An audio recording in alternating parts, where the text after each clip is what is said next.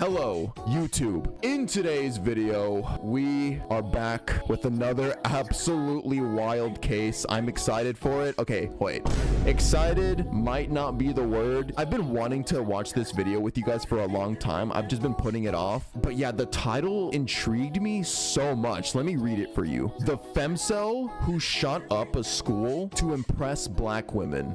The Nashville shooter. What in tarnation did I just read, chat? I don't even know what to ask or like what led them down this path. Any femcels in chat available to maybe answer this question? Maybe you guys can help me understand the possible logic that led up to this. Help me out here. Okay, I'm gonna shut up now. Let's watch this femcel. 3, 2, 1, let's go. After a person committed a large-scale attack who didn't fit the background of the stereotypical suspect, the media and the internet went into a frenzy. While many condemned the attack, many others— Wait, whoa. Okay, first of all, so that's her. Okay, not gonna lie, she kind of has that crazy look to her. She has like a million teeth. After a person committed a large-scale attack who didn't fit the background of the stereotypical suspect, the media and the internet went into a frenzy. While many condemned the attack, many others came to show sympathy for the criminal after feeling that they were on the same side of politics. This is the story of the extremely controversial Nashville attack. Wait, people online were defending her just because they shared political views? Quick PSA, just because somebody shares the same political opinions as you does not excuse absolutely abhorrent behavior or them killing innocent people. Please, I hope that everybody in my chat is sane enough to agree with that, okay? This is the story of the extremely controversial Nashville attack.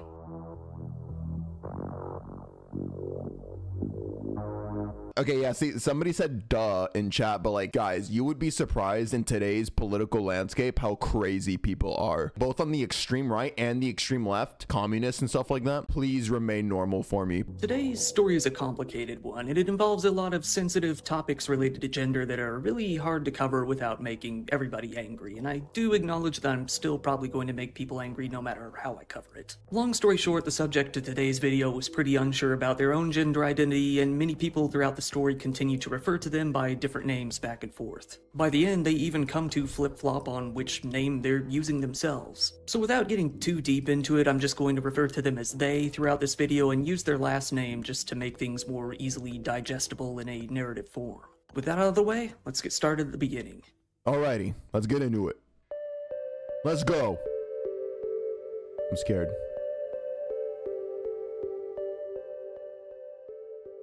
The subject of today's video was born as Audrey Elizabeth Hale on March 24th, 1995. With their two parents and an older brother, they would come to live out their whole life in the Nashville area. Very early on, before even starting school, Hale began to experience struggles with mental health problems. According to their own writings, this began all the way back in the toddler stage. They were very sensitive to loud noises and were scared by large groups of other kids or adults or even animals. Hale's mother took note of this and decided to get them evaluated in 2001 when they were about 6 years old. Ooh, wait, what do you think the diagnosis is gonna be? You think that's like autism or something? It was found that Hale did have some developmental delays, had trouble asserting themselves in social situations, had fairly bad anxiety, and problems processing emotions. While Hale's mother worried that they likely had autism, nothing was found to suggest that that was the case. Still though, their mother held them back from kindergarten for a year to give them a little more time to mature. Eventually, Hale did progress through school, coming to attend the Covenant School throughout most of their elementary years. Hale would later describe these years as the happiest period of their life. They said that they felt both safe and accepted at Covenant, making friends fairly easily. I want to clarify this in case, just so nobody gets lost. The girl's name, before they transitioned, the last name is Hale, okay? So whenever you hear the narrator say Hale, it's the subject. I just want to clarify that for everybody. Their home life was pretty happy as well, having no issues with their parents to speak of. They grew skilled in art, with even their teacher remarking at how talented they were at such a young age. All in all, Hale had a great time for those few years, but it would all have to come to an end eventually. Hale came to attend the Isaiah T. Cresswell Middle Magnet School for the Arts next, or just Cresswell for short. It was a bit of a culture shock, given that Covenant had mainly consisted of students coming from white, middle-class backgrounds, while Cresswell mainly had students from minority groups with parents who were more working class.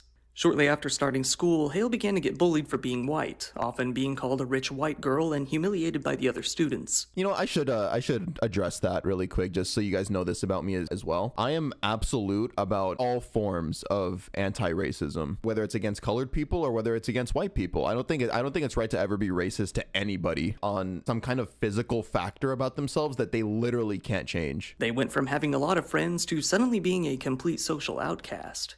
Things did take a turn for the better when Hale started playing for the basketball team.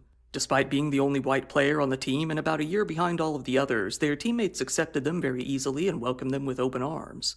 Hale felt that they had truly found some real friends within this group, even best friends.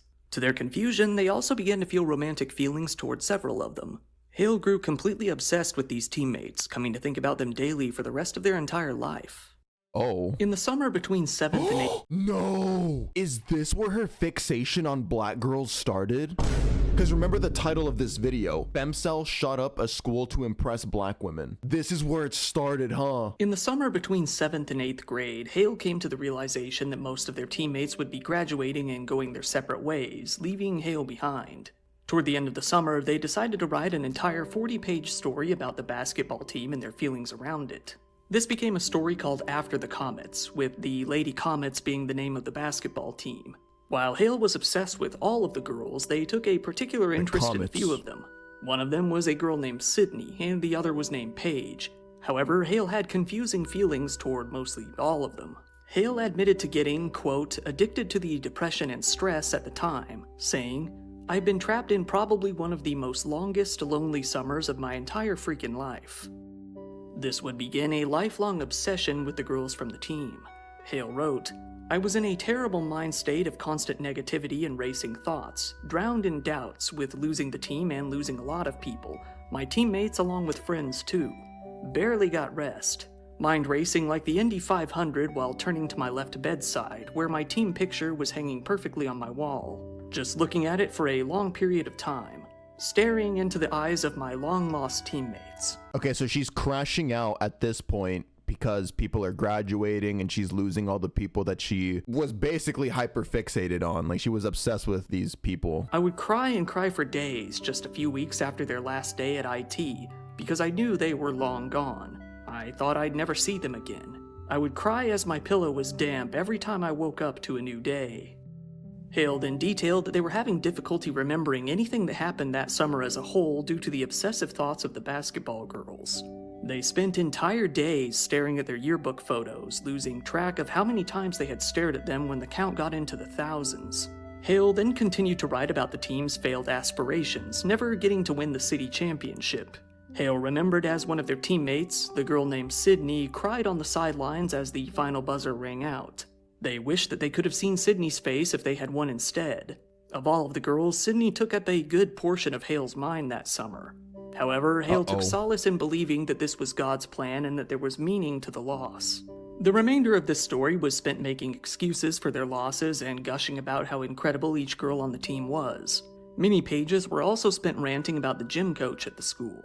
While Hale details a bit of bullying in this story, mainly being yelled at by teachers or being made fun of for being white, they do actually admit that a lot of their social problems were their own, while still blaming the autism that their doctor said that they didn't have. Oh, so she had like a self-victimization complex from this age, which is dangerous, yeah. Because of this self-victimization complex and thinking that they had autism, they would shift all of the accountability and the blame onto the disability that they self-diagnosed themselves with. Still blaming the autism that their doctor said that they didn't have. Hale wrote, "I had social problems myself to start off, continue on a relationship because it was my stumbleness. I suffered keeping up with people. They turn fine but then go down a slope and I don't know what the hell to do because I hated talking on the phone, chatting in lunchtime, or do stuff outside of school. Honestly, I don't even like myself with the way I want things to go, but they end up now how I want to because of my wall of autism." However, at the end of the book, Hale acknowledged that something was coming. They wrote, "Sigh, no turning back. Gotta do this now or it will be too late. I'm real sorry. I'm so sorry." Oh gosh, so at this point they were dead set on doing what they were gonna do. The shooting, I guess, yeah. Hale never clarified what this was in reference to. Were they alluding to ending their own life, or something much worse? Hale continued in the same book by writing a new story, for lack of a better term. This one was called As I Walk Through the Doors of High School. They talked about normal fears of entering into a new school without knowing anybody else. They wondered if they would have sisters again, referring to the old basketball team. They stressed about what clothes to wear. Mainly, they were concerns common to most kids entering into high school. When one of the girls from basketball started going to their new school, Hale was overjoyed. They thought it was due to God answering a prayer. Here it was clear that Hale wasn't as close with those girls as they wanted it to seem. This was because Hale admitted that they didn't even know where the other girls were going to school, instead simply waiting around this new school and hoping that they happened to attend the same one. They actually ran around the school trying to find them, mainly Sydney. Hale did meet up with one more girl, but it wasn't her.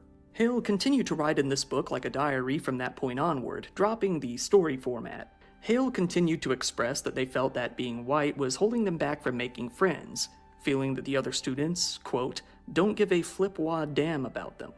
One thing that Hale took particular insecurity in was the fact that the basketball girls were likely off with boys. This was something that they mentioned multiple times and discussed. This disappointment slowly turned to hatred, with Hale saying, they got all the homies in the world but me, just me and only me. I wasn't special to 'em anyway. I never thought I was special to them from the very damn start. Took advantage of me, didn't pick me up when I've been down, thrown into a ditch of deadgery, concealed in my own obsessive past all weak and shy and shit.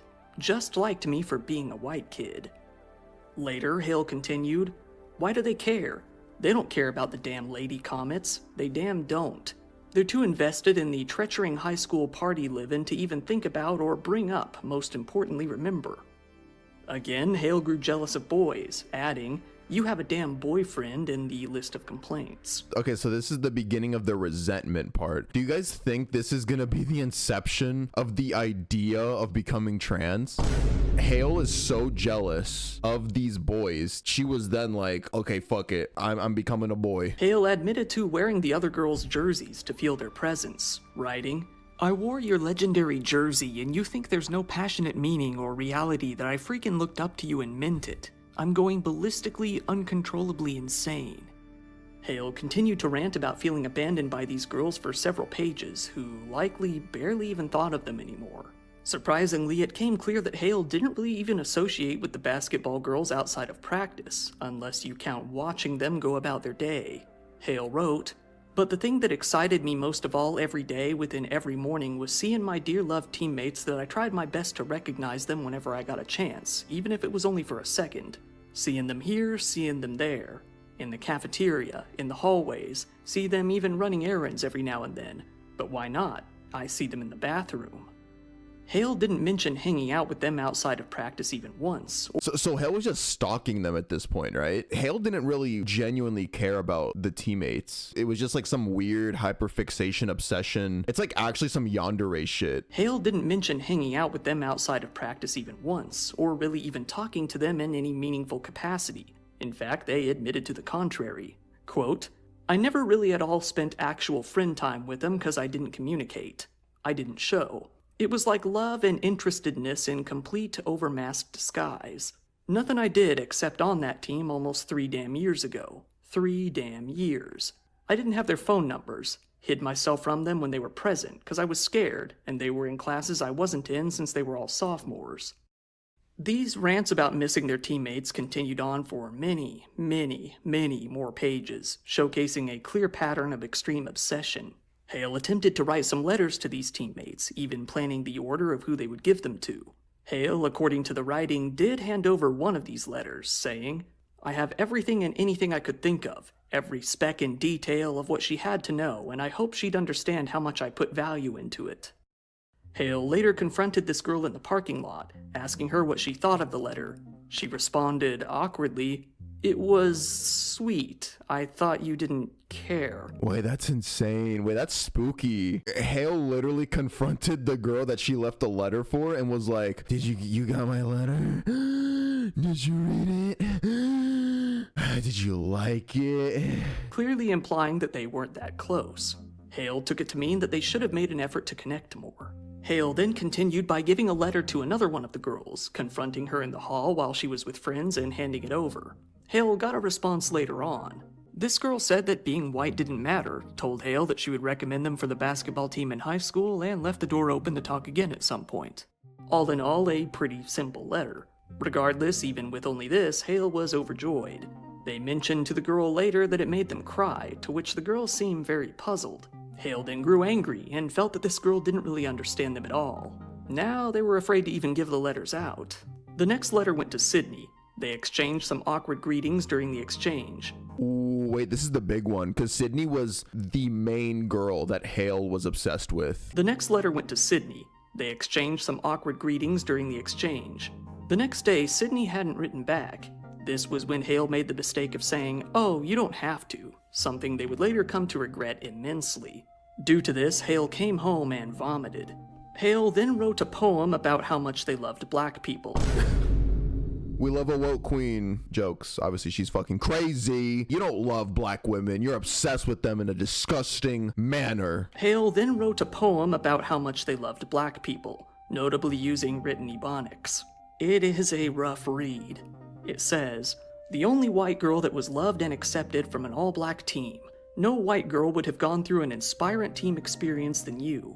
No white girl would have been more blessed and would not ask for anything else than that. You changed this white girl's basketball life forever. Treated me so sweetly regardless of being a white girl. You all will never understand how now it all means to me. This white girl loved this black team. This white girl loved black people like you. I didn't care that you were black.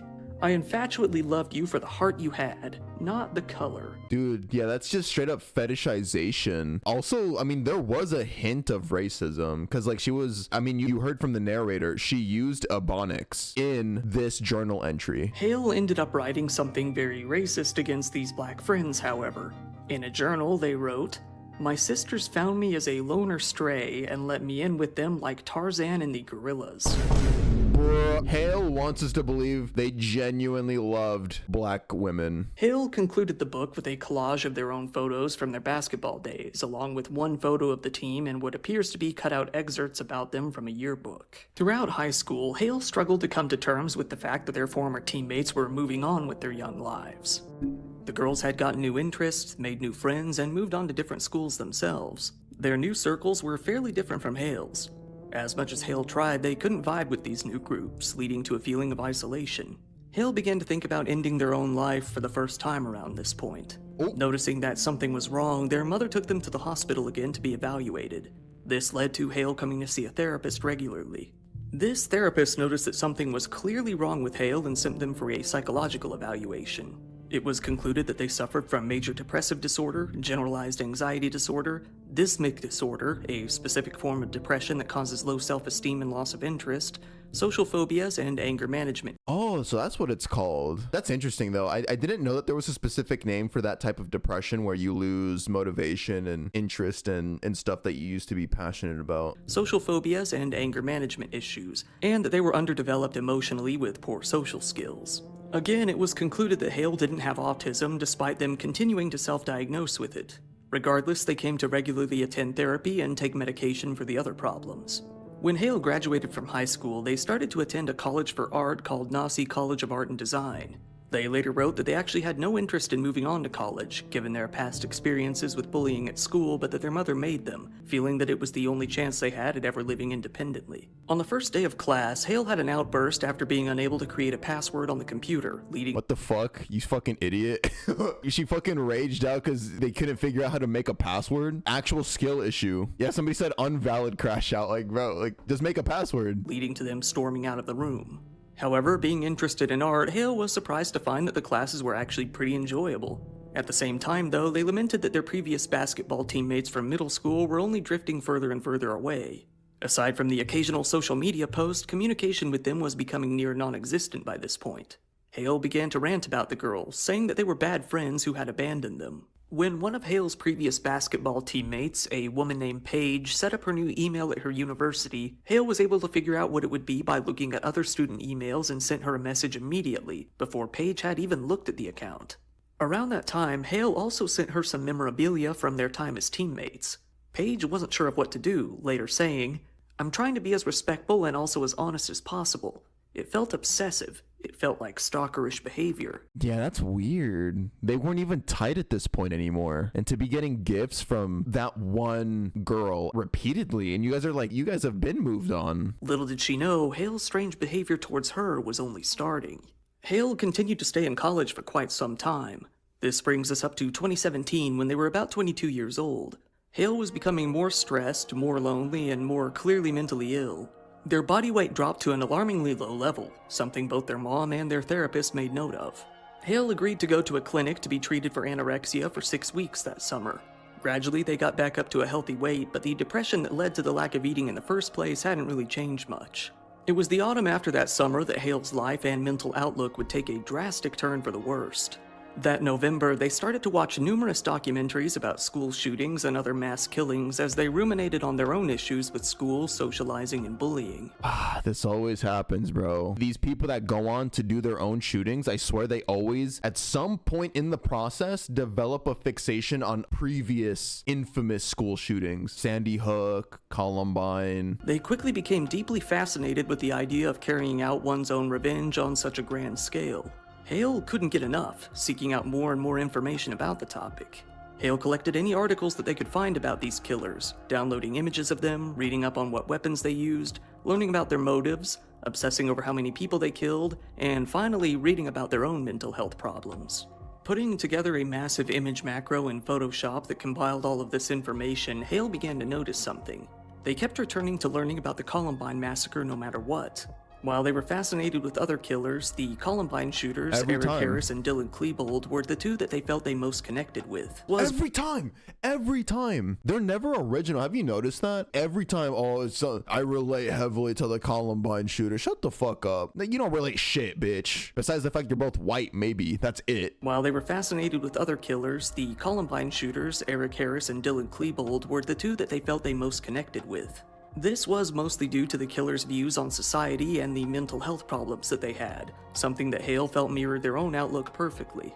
Hale began to obsess over how much notoriety that they had gained after carrying out their attack, taking a particular interest in the fans that they still have to this day. Hale began to wonder if they, in their own words, could become a god like Eric and Dylan. Of their Columbine obsession, Hale later wrote, "Eric and Dylan, I respect those two guys. I admire them for what they have done.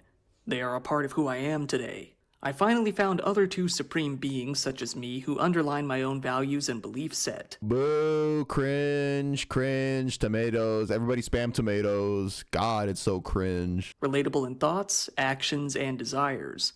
I want to do all the things they did. Hate people, stupid Christian bitches, purchase guns, and kill all the beings so different than them. I want to leave the earth with something everyone will remember. If I fell off a fucking bridge and killed myself, no one will remember that shit. But a mass shooting, I will leave with a validating cause/awareness and influence on future generations. Eric and Dylan have been more successful for the impact they have left since, and I wish they killed more kids, too concerned with those default bombs. They were intelligent at a higher power, knew their purpose to kill and in existence to humanity. Well, that's how I feel. I want to kill like them. Not be just like them, but be my own supreme existence to ultimate power over all weak, useless, dumb shits. I will kill eventually, and I will when the time is right, and that time is on countdown." So Hale is calling other people weak, useless dipshits. Meanwhile, you were over here self-diagnosing yourself so you could have something to shift accountability to. You have no room to have any kind of superiority complex. You are the definition of pathetic. "I will kill eventually, and I will when the time is right, and that time is on countdown, just like theirs." In turn, Hale began to grow disgusted with mass killers who didn't achieve that same level of notoriety. They began to feel a particular sense of negativity towards killers with low kill counts, calling them amateurs and saying that they didn't deserve respect. They said that their pathetic attacks made it harder for people like them, Eric and Dylan, to carry out what they called godlike intentions. After obsessing over these types of crimes for the next 6 or 7 months, Hale began to fantasize about committing an attack of their very own in the summer of 2018. They began to write about how they were growing tired of being ignored and alone, saying that this was due to their own self-diagnosed autism. They began to rant about one of their previous basketball teammates for having a relationship with a man instead of them. This was the catalyst that made Hale decide that they needed to do something that would get them noticed by... Transition. Wait, is this where they go trans? They decided that if they were to kill a bunch of helpless children, it would... Oh, no. Oh, wait. Sorry, I've been getting this wrong. So I've been assuming that Hale was gonna go through like some procedure, like go through the actual procedure to transition. But I think maybe at some point they just started identifying as trans. I thought that was gonna be the first thing that we're gonna do to get attention. But no, I think they're just jumping straight to killing children. Also, yeah, guys, stop with the 6-7. They decided that if they were to kill a bunch of helpless children, it wouldn't be possible for others to ignore them any longer. Uh-oh. The music's Hale was here. continuing with therapy and medication, their anger, sadness, and nervousness only continued to grow, and that would make itself very obvious over time. Around May of 2018, Hale started writing in a new book. This one was very disjointed. To start off, it began with artwork, hand-drawn comics, and poetry. However, cracks in this cutesy, happy exterior soon began to show. Hale began to write a sentence, that being, "All work and no play makes Audrey a dull girl," over and over and over again for an entire 2 pages. They began to document their further descent into depression with artwork demonstrating how they felt.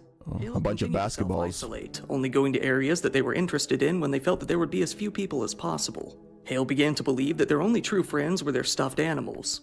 They gave them their own names and personalities and began to take them everywhere.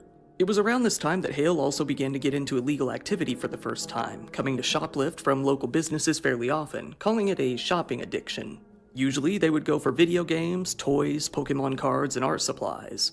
They justified all of the theft as being acceptable, reasoning that it soothed their anxiety and depression. Holy soulless eyes. This is uncanny. This is probably the most uncanny look at her yet. There is no life behind these eyes. Imagine at nighttime you're walking and you see this like under the post light. Oh my god. Peeking behind a pole, peeking around a tree. Nah, I'd rather not imagine that. Yeah. For the first time, Hale came close to acting on their urge to end their life.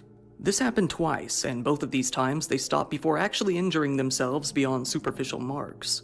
They said that this was due to the fact that they realized if they acted now, nobody would ever remember them or have a reason to care. This idea of being remembered only grew more and more prominent over time, becoming a major motivating factor in the future. Wanting to let loose on some anger, Hale began to write what they called rage storms. While the rage storms themselves have never been released, they have been heavily summarized by various outlets. These were long, rambling, expletive, and slur-filled rants towards people they knew or society in general. One of their favorite topics to write about was the idea that they had been ostracized for being autistic, once again despite never having been diagnosed after several evaluations. She has a victim complex and a superiority complex, which is very common in these types of people. They have a superiority complex by, thinking that they're better than everybody, blah, blah, blah. And then they couple that with the victim complex to blame everybody else for them coming to this conclusion that they need to kill people and etc. Combined, that's a very dangerous combo because in your head, you can never be wrong. You're God when you need to, and then you're also the endless victim when you need that. It's so dangerous. Once again, despite never having been diagnosed after several evaluations. Self-diagnosing. Another factor that really seemed to bother Hale was that, no matter how hard they tried, they just couldn't be accepted into black culture. Hale began to follow these same liberal politics that they felt would get black people to accept them, but it still didn't work. In turn, Hale took it a step further by hating white people in general. Bro, she was liberal for the hoes. That's so cringe. In turn, Hale took it a step further by hating white people in general, often going on large rants about white privilege despite being white themselves and coming from a wealthy background. It wasn't long before the majority of the anger in these rage storms got directed towards Hale's previous basketball teammates from middle school, who they were still obsessing over well into their 20s. They were furious at the fact that these girls were finding success in romance, their schooling, and their careers. Hale stalked them all on social media relentlessly, criticizing their posts and ranting about how they'd all abandoned them. By October 1st, 2018, Hale had started journaling again. Gone was the clean, legible handwriting that they had used in high school. Their handwriting was now noticeably more scratchy, more angry, and more lazy. Much like in the old days, they immediately began with a rant about fake friends, still most likely referring to the basketball team. Quote, "Ever since 8th grade, I have been ignored and pushed aside, except for accepting outgoers or outcasts like me. They say it's more than just basketball." Hale then, once again, even now 23 years old, continued to rant about their 7th grade basketball team for many, many more pages before quickly, abruptly dropping the topic and writing a list of Pokemon cards that they had seen on eBay. Returning to the topic, Hale pasted in photos of themselves with different girls from the basketball team, writing rants in the form of poems for them. Many of the poems are the same and highly repetitive. They rant about friendship, how good things were in the past, sisterhood, and the qualities that they loved about the girls. Eventually, Hale finally admitted that they had much more than a friend-level attraction to these girls. They admitted that they had been attracted to them sexually as well. Oh, okay, so this is when she gets into her sexuality more. All right, let's see. They admitted that they had been attracted to them sexually as well. Hale wrote, "You're not supposed to have intimate feelings with girls if you're a girl since I'm a Christian. That's what I tell myself, and a moral rule that I have to follow." It was then that Hale mentioned having an imaginary friend that was a boy in the past, a boy that was much more brave and open with his feelings, almost serving as the antithesis to everything that Hale was, saying, "This boy was born inside of me when I was only in the 4th grade. At first, I really didn't know who he was when I was young, but now that I am a young adult, I have tried to get to know him more by giving him the chance to speak." Oh, okay, so this is where she touches on the trans part, okay. "But now that I am a young adult, I have tried to get to know him more by giving him the chance to speak. There were some small qualities my imaginary boy could do through me." After that revelation, Hale went right back to talking about loving black people and reminiscing about middle school.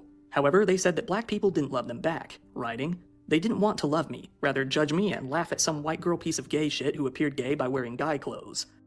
But shortly after admitting to only wearing guy clothes because the tightness of female clothes was uncomfortable. Oddly enough, all pictures of Hale in their younger years show them in feminine clothing, and Hale even mentioned being girly many times throughout the older journal, so it appeared Hale was gradually rewriting history to fit this new narrative. I don't know if I believe they were genuinely trans.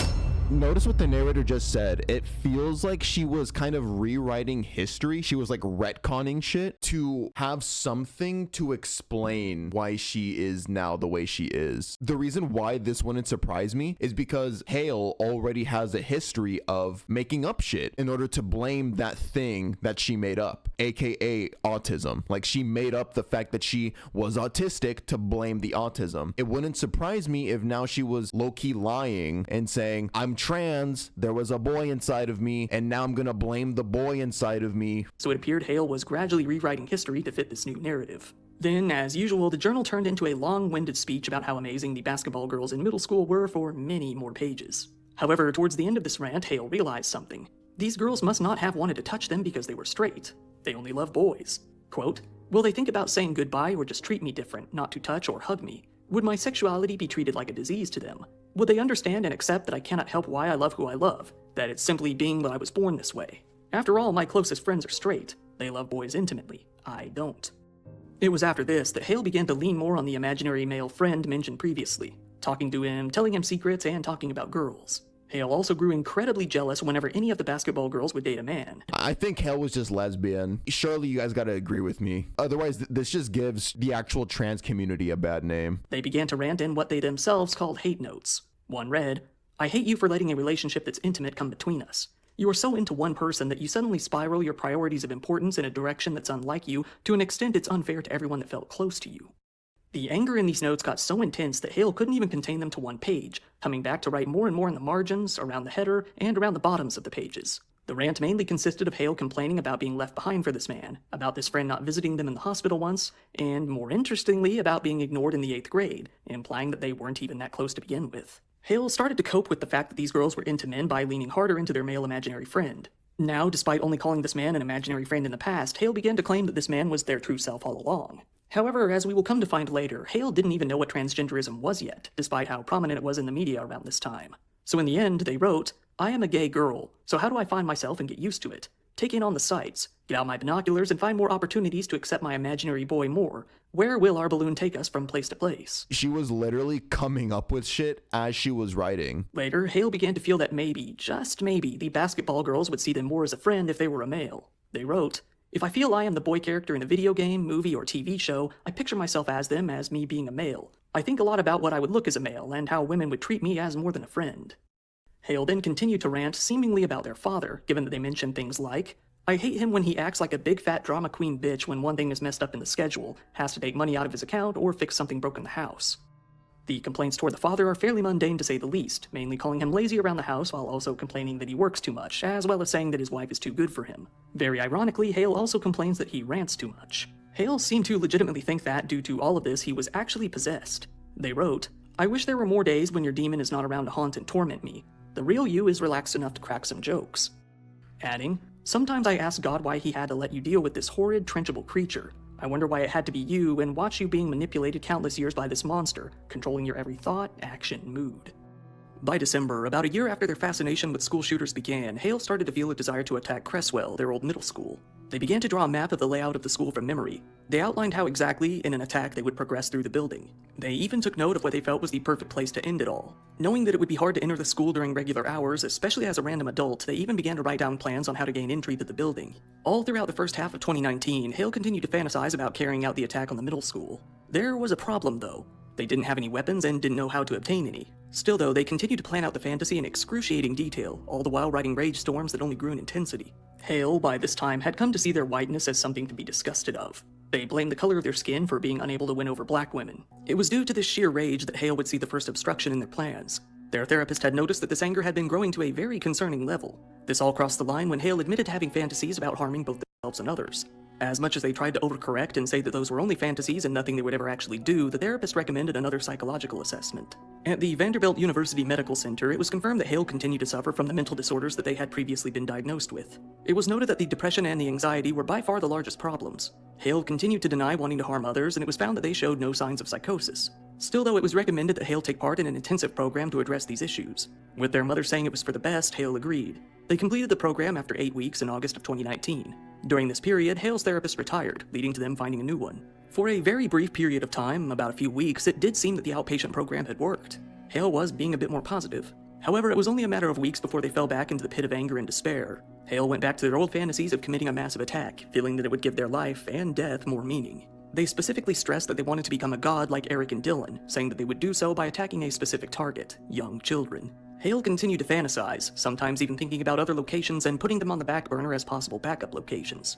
One of these other locations was their own high school, as Hale experienced a good deal of bullying and ostracization there as well. All of the locations they debated on were due to past incidents in which they felt they had been slighted. On March 11th of 2019, Hale wrote, "Revenge is becoming my hidden middle name. If I was the shooter of IT Cresswell Prep Middle, then you'd be cured from leprosy, blindness of heart from being bullied to a severe extent that those scars are tumored to me." Hale seemed to think that carrying out a shooting would open up the eyes of the basketball girls, who were now busy dating men and even getting married. Okay, so this is where the final manifestation of the plan happens. So she goes back to then shoot up the middle school where they had the basketball team together. That's just so messed up. To shoot up kids that had no idea who you were. No connection at all to your memory. This is now a completely new school, effectively, like completely new people. You're gonna kill some kids and then subject the rest of the children and the teachers to trauma over some fetishization of black women that you personally have inside of you that you need therapy about. That's so fucked up. However, it was around March of 2020 that Hale began to feel that attacking Cresswell wasn't going to be a good idea. This wasn't due to the fact that Hale had realized killing children was wrong, not at all. While they were okay with being called a child killer, there was one label that they couldn't stomach receiving: racist. Yes, given that Cresswell was a predominantly black school, Hale decided that they would need to attack a white school instead or risk being labeled as a racist. Around this time, Hale decided to take a swing at making their own version of the series of tapes that the Columbine shooters recorded. Those tapes have since been referred to as the Basement Tapes, a series of videos that Eric and Dylan recorded before their attack that have achieved mythical status over the years due to the fact that they were never released. Spending the next several months recording them, Hale called their own version the Room Tapes, as they were recorded in the bedroom rather than the basement. Hale wanted to record 13 of them, but only ever ended up filming 12. They were all from around 5 to 40 minutes long. In many, they explained to family and friends why they were going to commit the attack and how they felt about them as people. It was intended for these videos to be given to those people. God, bro, I'm sorry, I just have to always say this. It's just so fucking cringe how they try to copy every single thing about the Columbine shooting. She filmed videos to copy what the Columbine shooters did. It's just so pathetic. It was intended for these videos to be given to those people after the attack took place. Some of the other tapes were addressed to the police and the media, with Hale arrogantly, preemptively boasting about how they had gotten away with it and how they had planned it all. Hale began to post pictures of the basketball girls in bikinis and other revealing outfits into their journal, commenting on them in a very creepy fashion. One page read, "Damn, you have turned out so fine. Holy fuck, that blonde hair makes you look like a black Ariel or some shit, an undersea princess. Forget that you don't even want nothing to do with me or the way you live your life. I have become kind of in love with you apart from such attractive femininity." Despite being afraid of being labeled as a racist, Hale continued staking out the Cresswell Middle School simply due to the fact that they had no other idea of where to carry out an attack at that point. On May 22, 2019, Hale wrote, I just want to outline plans for a school shooting, 'cause I was born to die, claims Lana Del Rey's album. I was born a nobody like Roxas myself. Kingdom Hearts 358 and a half days. His theme song is my life song. She did not just name drop Lana Del Rey and then dared to try and affiliate with Kingdom Hearts. I love it when I'm not fucking lonely and when I am my mind full of suicide attempt maps. Or outline maps of IT Cresswell so I can kill all of you, just so I can prove my existence is an existence in reality to all of those who purposely avoided me all my life. They went to the school and took pictures of the surroundings and the entrances after hours. Feeling they might have to force their way in, they tested the strength of the doors to the building as well. Eventually, Hale was able to get into the school, although it isn't known how, and take photos of the interior to use in map making. Hale wrote, "The devil is ever so near me. I can feel him. I am his prototype of mockery to laugh at whenever I turn against God in all my cursing, temptations of suicide, thoughts of homicide, fantasies of being the most hated and infamous school shooter, and now even cursing in his own name. I have been under chasms of becoming fascinated with guns, school shootings throughout the years. The shooters themselves, I believe I feel those same feelings they felt, feeling at the very bottom and treated the way surrounded by a bunch of bastard brats in middle and junior high. I feel I share their fate." On November 15th, 2019, Hale wrote a hit list in their journal. While it only contains 4 names and 2 of them have been redacted, we can see at the top of the list was Donald Trump. Underneath are 2 blanks. Wait. What was the context behind Donald Trump being name dropped? Fantasy murder list. Oh, she wanted to kill Donald Trump. Oh. Underneath are 2 blanks. Given reasons that become clear later on, it's safe to assume that at least one of these was their father. The other could have been their mother. The last name listed isn't even necessarily a name, but the IT Cresswell School as a whole. They mentioned that Eric Harris and Dylan Klebold, the Columbine shooters, had failed due to reasons that have been redacted, insisting that they wouldn't make the same mistake. They felt that if someone autistic like Adam Lanza could kill so many people on impulse, they could do even better. Ironically, after calling their own father demon-possessed and lambasting him for it, Hale began writing a letter from the perspective of a demon who was possessing them. It went on for several pages. It is written to be very performative, almost as if it was meant to be seen later on. It starts with, "Hi, I'm Demon." Much of the writing is about the demon being— The way that she started this letter, "Hi, I'm Demon." Hi, Demon here. Hi, I'm Demon. Much of the writing is about the demon being stuck in Hale's body and either trying to get out or complaining about Hale's boring life. Hale finished off the demon letter by drawing a doodle of a demon and some cliché 666 artwork, saying, "God help me, I've been a rebel. From God's little prophet to Eric and Dylan's secret cadet. Half wishing my life was at an end, half dying. I could kill those bastard adolescents." Hale, struggling with their own gender identity, began to hate church. However, for the time being, the hatred seemed to only be directed toward church itself and not religion. They wrote, "My church doesn't accept Hatred people, so towards therefore I hate religion all of you. is very Churches who have common the too, rainbow flag yeah. outside, I will maybe enter, but church overall is pointless and a waste of time and should be destroyed. Some mass killers have got similar thoughts in mind like how I think, and have proved their thoughts made flesh to the world. You Christians/non-believers think that they are evil and wrong, but you are not aware of your own darkness and sin." This hatred toward only the church was confirmed later on the page, where they said, "I know for a fucking fact all of you need Jesus, including me, not just the mass killers and murderers, mentally fucked sick people. You fuckers are no different." The hatred of the church is a very common thing among a lot of these shooters. Hale came to confess their love to a girl, presumably one of the girls from basketball. The confession didn't land. Hale didn't hear from her all night, crying until the morning. They claimed that this other girl was gay too, but this may have been a mere assumption on Hale's part. They admitted that the girl said that it was weird. Hale took this incredibly personally, ending a rant in their journal about it with, "I wish I planned a mass murder with the whole note I left on you. You people will pay. I swear on the devil."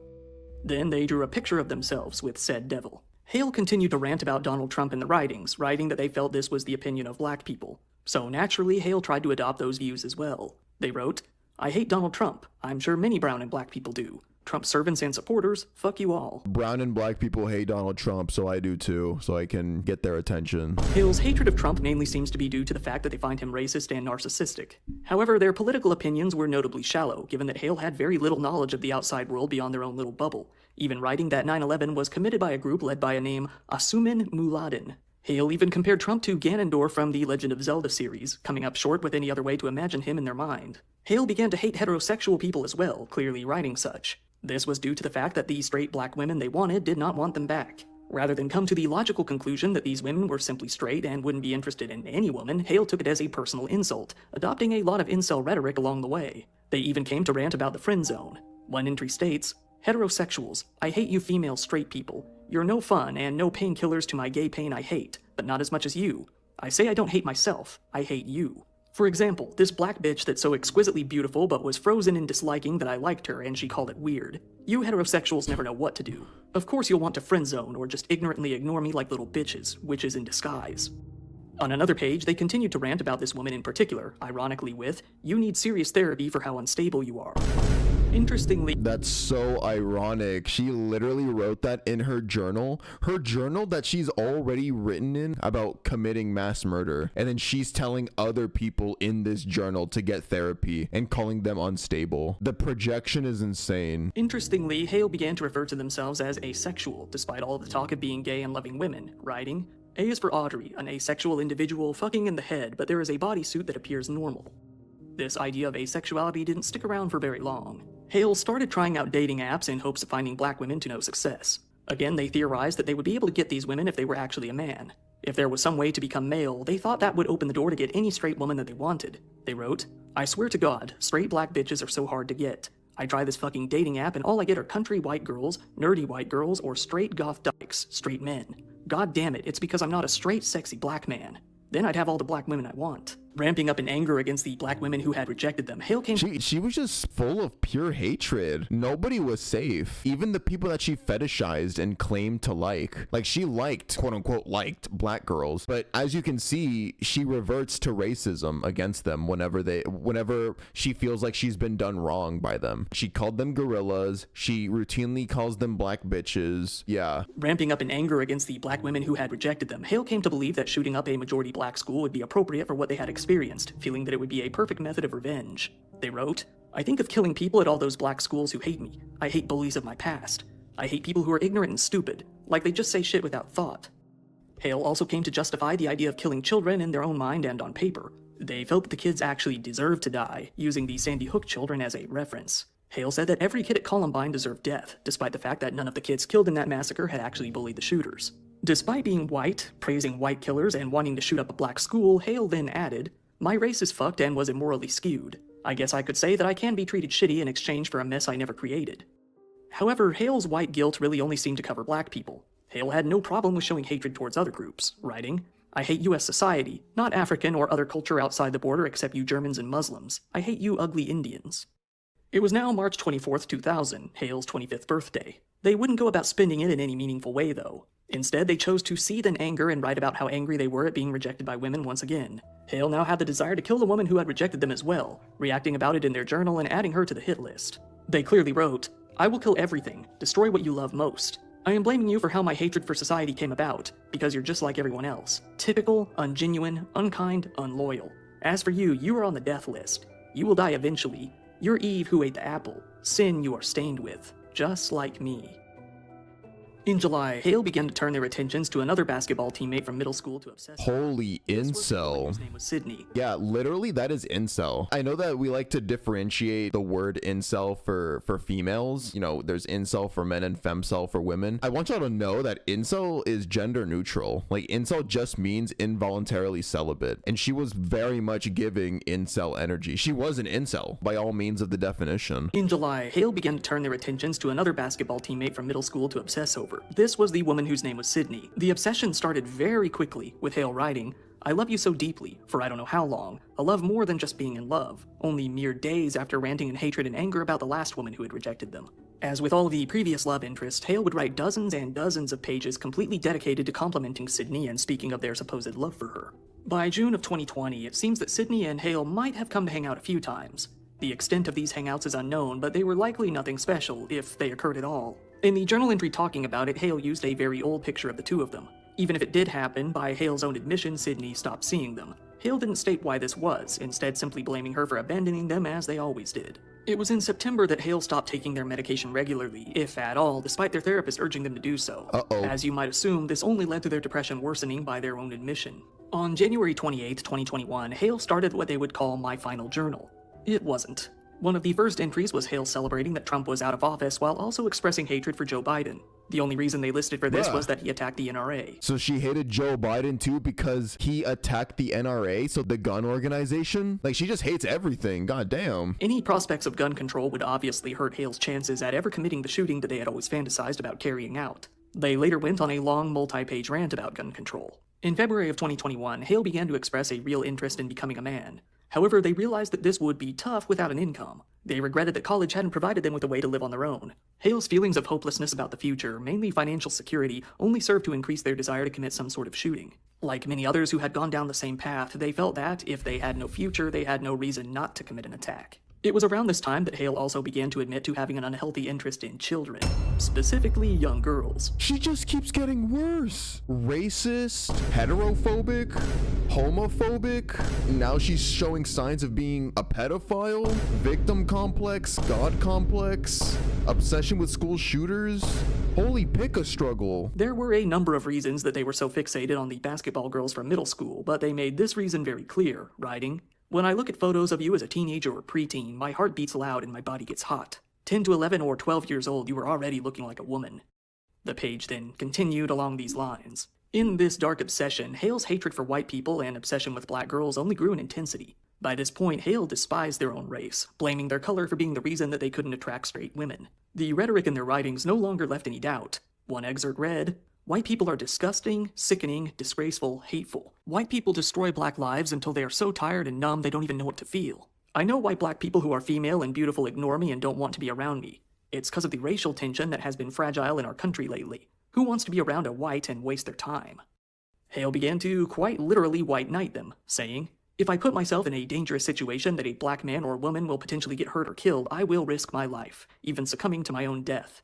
Their lives are much more valuable than mine." And she has a white savior complex. Everything about her is just so cringe and disgusting and self-righteous and entitled. But then Hale also started drawing fairly stereotypical renditions of nude black women in provocative positions. Hale decided to draw their own logo of sorts, calling it the Dark Abyss. The logo was made with the intent to show that they had been swallowed up by a black hole of depression and had abandoned all hope of ever getting out of it. Instead of for themselves, they would go on to use this logo as more of a symbol of their attack within their writings. That same month, Hale came to a realization. There was one school that would fit their goals more than any other. That would be their old elementary school, the Covenant, ironically the place where they had spent their happiest years. Hale listed out their reasons for attacking Covenant instead, saying that it was more isolated than Cresswell, meaning it would take longer for the police to arrive, that being a Christian school would give them more notoriety, and that they wouldn't be called a racist. They began to stalk this school in the same manner that they had been doing with the middle school previously. It's kind of symbolic too, because Hale has expressed hatred for the church, right? They began to stalk this school in the same manner that they had been doing with the middle school previously. Hale originally intended for the attack to take place on April 13th, 2021. This would have been done in order to serve as a tribute to Columbine, which took place on April 20th. As Hale's sanity continued to crumble, they began to believe that they were the reincarnation of Dylan Klebold, one of the Columbine shooters. This was mainly due to the fact that Dylan was depressive and couldn't find love. While this could apply to many people out there, especially teenagers, Hale saw this as a crazy coincidence. Hale expressed an anger towards Columbiners, fans of Eric and Dylan, for trivializing the massacre. They said that the Columbiners were in fact not like them, and they truly understood Eric and Dylan for what they were, that being gods. However, they decided to postpone the attack in order to focus more on gun training. Hale began to seek private instruction from multiple different avenues throughout Nashville. In turn, they also bought their first gun, and then another. In June 2021, though, Hale hit yet another roadblock in their plans. Their mother both discovered that they had owned a gun and that they had purchased a copy of the book The Columbine Diaries on Amazon. Their mom brought this up to their new therapist, who clearly saw the whole thing as a problem. Hale agreed to give up their gun, the one that their mom knew of, and it was taken to their grandmother's home to be held. Then Hale was once again sent off to the same hospital as before for an evaluation. In private, Hale lamented over the fact that they had been caught, writing, "I just wish I was smarter and not have bought Eric and Dylan's published journals. Jesus Christ, what was I thinking? I made an ungodlike error, human flaw." Cringe. I keep cringing. This mistake was so ungodlike of me. Ugh. Because, you know, I am indeed a god. Very ungodlike mistake. "I made an ungodlike error, human flaw." Cornball. They admitted to lying during their mental health assessment as well, downplaying the situation. They wrote, "I hate lying to kind-hearted angel doctors at Vanderbilt to help me while taking my assessment. They don't deserve it." The loss of the guns also really ate away at Hale. They poured their heart and mind out in their journal, ranting about wanting those guns back and being unable to stop thinking about their plans. Undeterred, Hale decided to request for a tour of the Covenant School in September of 2021. They said that this was in order to relive their elementary school years, but it was actually done in order to make sure that the layout hadn't changed from what they remembered. They prepared a detailed map of the layout of the school while on the tour and afterwards, deciding on what route they would take and even planning emergency routes if those didn't pay off. That's crazy. So she set up an official tour with the school, and the staff obviously assisted her because, I mean, they didn't know what was going to come of it. They were being nice. They were like, "Oh, you want to relive your memories? Okay, yeah, we'll give you a tour. We'll give you a map and stuff like that." Yeah. It must be so crazy crazy after the fact, those tour guides, imagine looking back at that moment after it happens and being like, wow, that person that requested that kind of weird random tour did that to commit a shooting, to commit a school shooting. You unknowingly assisted in that process. Oh my gosh, that would kill me. Yeah, the survivor's guilt would be so bad. Despite everything going on, Hale still couldn't take their mind off of their old basketball teammates. In February of 2022, Hale showed up to a birthday party that a few of their old teammates were attending, completely uninvited. At first, Hale appeared to those around them to be extremely drunk. They were stumbling around, slurring their speech, and clinging to the other girls. Other people at the party were confused, noting that Hale hadn't been seen drinking anything. They concluded that Hale was probably pretending to be drunk, either to be seen as fun or seem like they needed protecting. It was hard to say. Paige herself came up to Hale and asked them for their phones so that they could call their parents to pick them up. Hale quickly and sternly refused. Everyone at the party said that the atmosphere quickly grew negative and uneasy. Paige herself was so uncomfortable that she just left. Hale responded by sending her numerous messages online, begging her to return, seemingly completely sober and no longer showing any signs of being plastered. It seems that Paige ignored the messages and Hale eventually gave up and went home. Despite having so many well-documented mental health issues and known fantasies of hurting others, Hale hadn't done anything that would prevent them from purchasing a gun. While they had been committed, it wasn't an involuntary commitment. This led to Hale going out and buying some more guns with some of the little money they had left. They purchased the first of many in October of 2022. They made sure to keep this a secret from both their parents and their therapist. To buy these weapons, they actually used some of their leftover federal student loan cash. Now, they were much more careful to keep all of this a secret from their mother in particular. Hale's parents returned the previous gun to them a while after, saying that they needed to sell it. They believed that selling the gun would be a symbolic act that they were leaving all of this behind them. The parents were also limited by the law, given that Hale was well into adulthood and that they would have no legal rights to sell their property. Hale then went on to sell the original gun and another shortly after. This was all a ruse, as selling one extra gun they hadn't disclosed would make their parents believe that they were in good faith. In reality, they were still hiding 3 more guns in the house. At college, Hale wasn't doing anything to raise any eyebrows. In fact, school staff and some of their classmates really seemed to love having them around. Hale even won multiple awards, including one for class participation and one for being the most improved. Most of what they made when it came to art was company logos. Much of the artwork expressed a desire to remain a kid forever. The former vice president of the school even described Hale, saying, "She was very quiet, very good at school, very good at art, very good at her illustration. Everything I saw from her was very professional."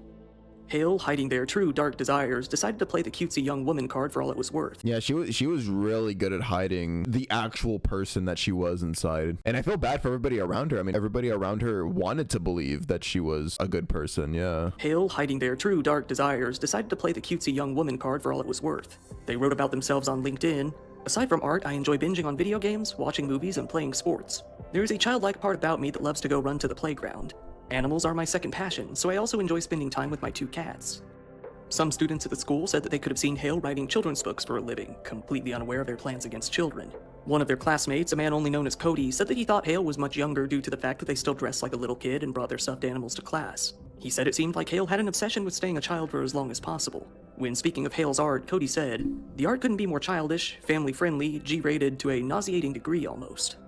Hale came to be friends with a female classmate called Nikki, even calling her their best friend at times. At this point, Hale was romantically interested in at least 2 women, both of which were their previous basketball teammates. One of them was Sydney, who they were still making a big effort to reconnect with. Another of them was named Paige, who Hale oddly referred to as Brown Girl in a lot of their writings. Hale seemed to have a strong... Brown Girl. I fuck with Brown Girl heavy. Hale seemed to have a strong sense of lust towards the both of them, but particularly gravitated towards Sydney at the time. Nobody knew what Hale was really thinking behind the scenes. Nobody knew about the schools they were stalking. Hale already felt that their life was coming to a close and began to act out their life very differently from then on out.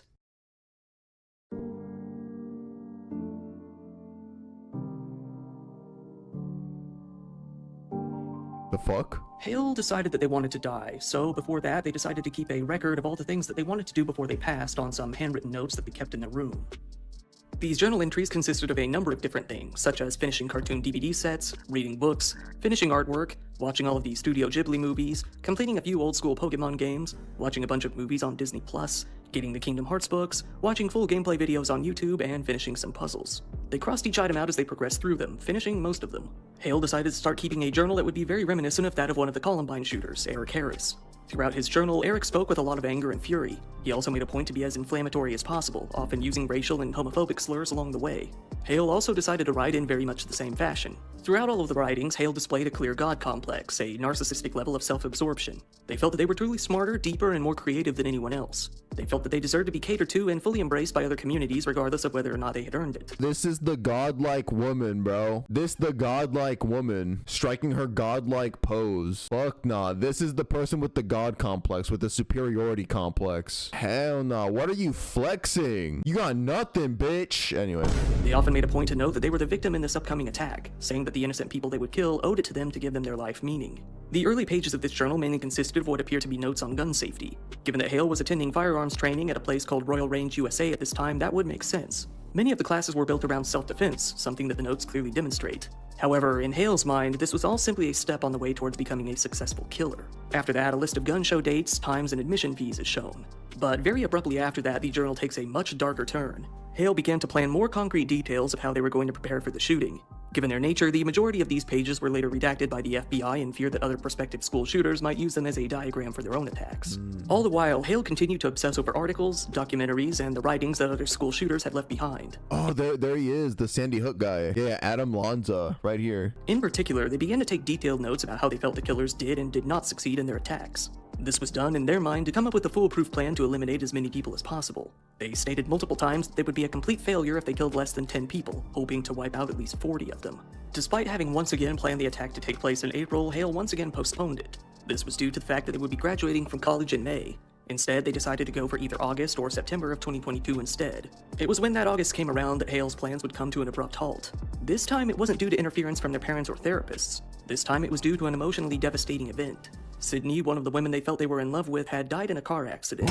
They couldn't believe Sydney died? Sydney, one of the women they felt they were in love with, had died in a car accident. They couldn't believe it. Bro. They said that they had even started to identify as a lesbian publicly for her. They said that they were in a relationship with Sydney, although this is guaranteed to have been a lie. Oh my god, bro, that's so pathetic. So after Sydney dies, Hale is gonna start projecting and making up shit about her because, I mean, she's dead, right? She's an open book now for me to rewrite history. Oh, she had just come out as lesbian for me, and she was finally starting to feel me, and we were gonna hit it off, and oh my god. Regardless, the two of them may have hung out a few times. Hale had posted some pictures of them together on social media to appear as if they were in a relationship, but Hale also had a bad habit of using very old photos with the girls. Still, losing the only friend from this group of girls who still gave them the time of day even once in a while served to cause a complete breakdown of their mental state.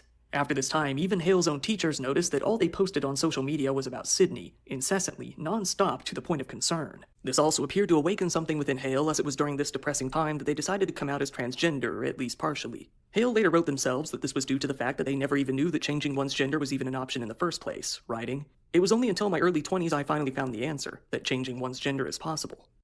Hale, despite coming out as transgender, still used both their female and male names, Audrey and Aiden, interchangeably, sometimes in the same passages. I'm sorry, but after everything we've listened to, the way that she lies about things in the past to justify current day behavior leads me to believe that her claiming she's trans is bullshit. That's my opinion. I just think she's manipulative, and yeah. It's evident on one self-portrait drawing they paired with their self-written description. In it, they introduced themselves as Audrey while using Aiden as the contact email. Their usage of pronouns was all over the place as well, with Hale even writing that their sense of gender was still very much uncertain. Regardless, Hale decided to take a crack at coming out as a man completely. There was one person that wasn't really okay with this, that being their mother. Given that Hale's mom was devoutly religious, she refused to accept anything along those lines. While she didn't care what Hale did outside the home, she forbid them from dressing like a man inside their house. So Hale would simply wait until leaving the house to dress in male clothing. Even then, sometimes they would still leave the house and proceed on with their day as a female. One of their neighbors said that Hale still, at that time, introduced themselves as female, instead insisting that they were just a tomboy. This neighbor continued to address them as Audrey and use female pronouns, something that Hale never corrected them on. All the while, Hale still kept posting about Sydney's death on social media. They continued to post pictures of themselves with Sydney again and again, talking about how much they missed her. Hale also began to speak more of depression in general, despite having hidden it fairly well for many years. One of their old teachers grew very concerned, saying, "From what I saw on her social, she was suffering. She had been openly grieving about that on social media, and during the grieving is when she announced that she wanted to be addressed as a male."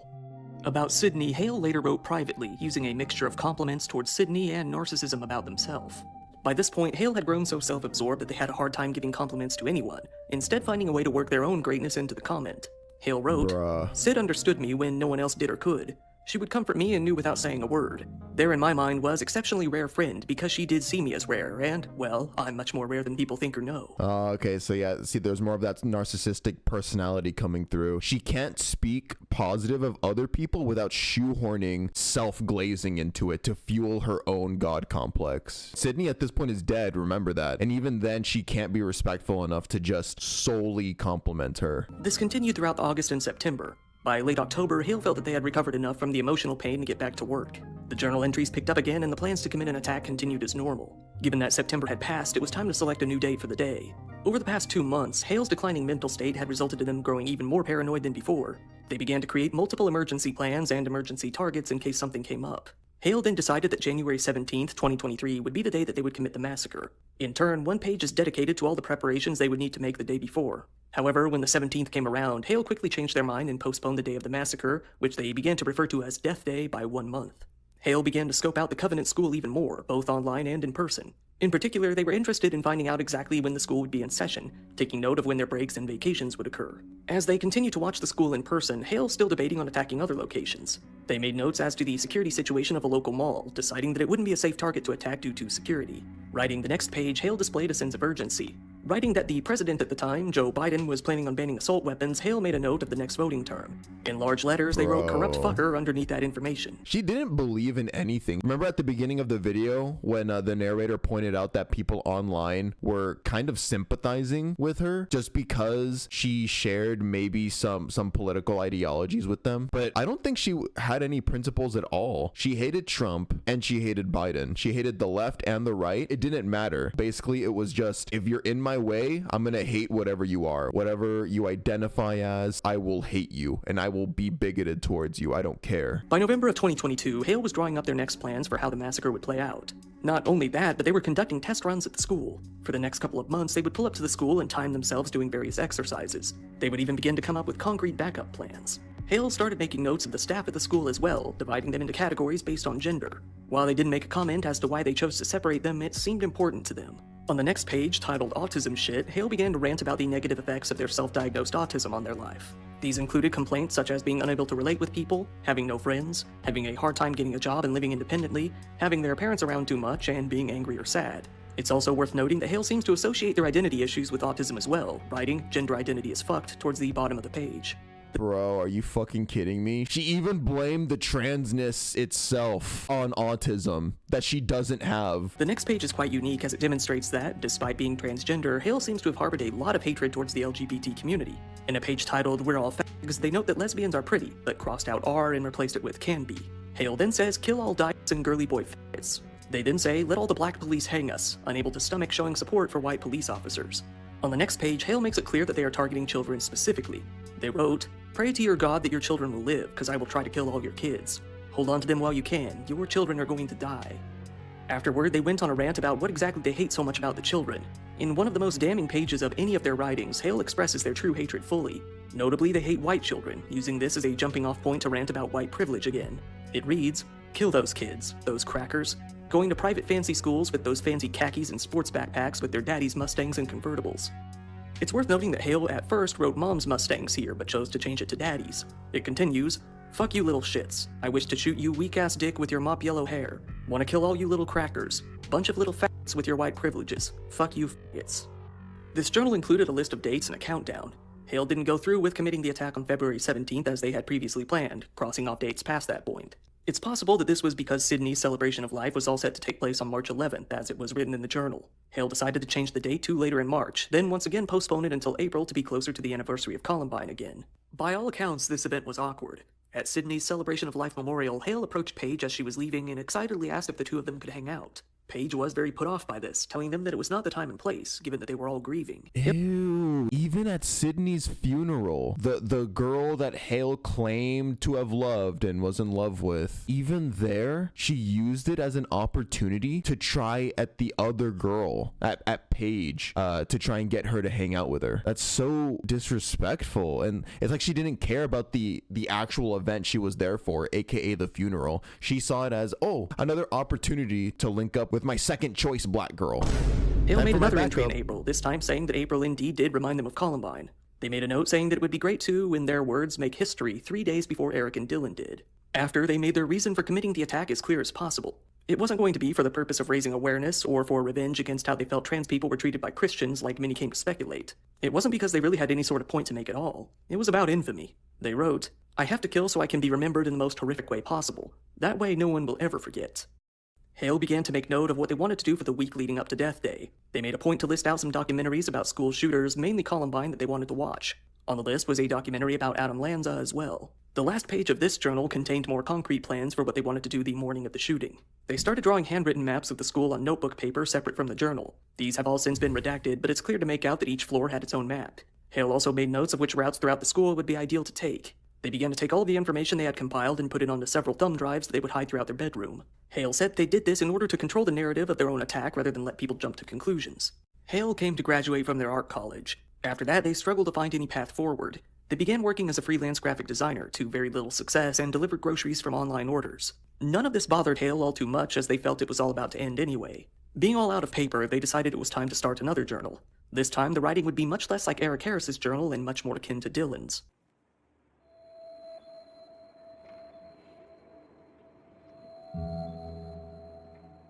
This journal would come to display much more of a sense of sadness while still retaining a lot of the anger. It would also contain more romantic poems, letters to women that they liked, and plenty of drawings of hearts. These elements were all much more heavily featured in Dylan Klebold's journals in comparison to Eric's. Hale was on track to emulating both writing styles. Still, the beginning of the journal contains some elements more similar to Eric's.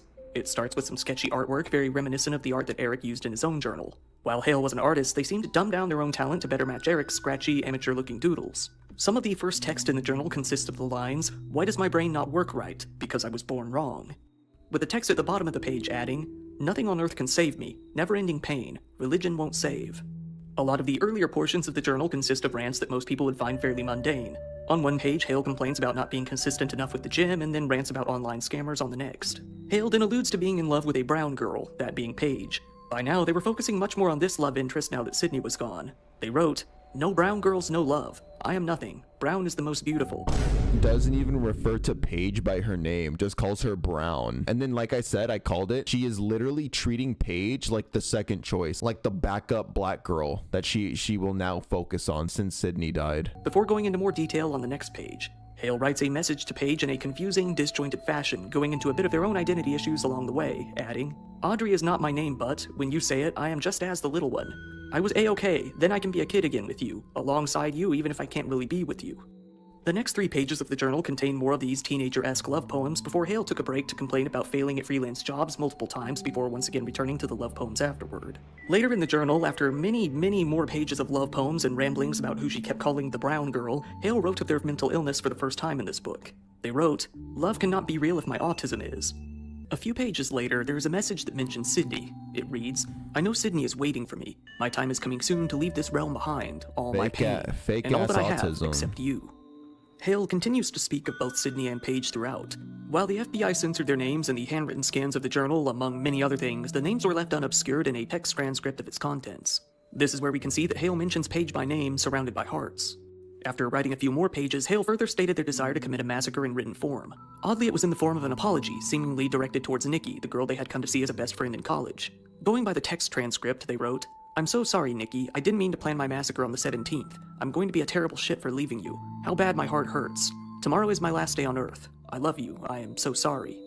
However, on the next day, they returned to add a comment towards the bottom of the page with a psych, reading, "P.S. Not leaving yet. I couldn't do it. I don't want to ruin your day. I'll wait as planned." On the next page, Hale laments about being scammed, specifically by using the word again. By the nature of the writing, it's apparent that they had been scammed out of money by people online multiple times at this point, although the nature of how it happened isn't quite known. Hale also mentioned breaking a figurine, noting that it was done during an outburst of anger and sadness. They regretted that they would leave the only things they loved behind. Underneath, Hale rants about being called bipolar, saying, "Then I'm told I'm bipolar by some prideful bitch. No one gets me. Everyone typical misunderstands autism." Underneath that, Hale comments more in the sense that they are gay, not transgender, writing, "I'm not emo or bipolar, yet a faggot with no lover."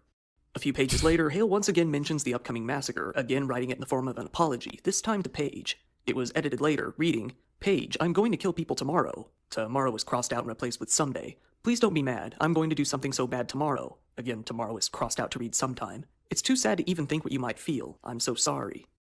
A few pages later, Hale, once again using slurs against gay people, described their feelings towards their father while drawing what appears to be a man being shot. It seems they harbored some hatred towards him for being retired. While redacted in the journal, the text version reads, "Having a father in this life is gay. No actual job, no actual responsibility. Drop dead, it."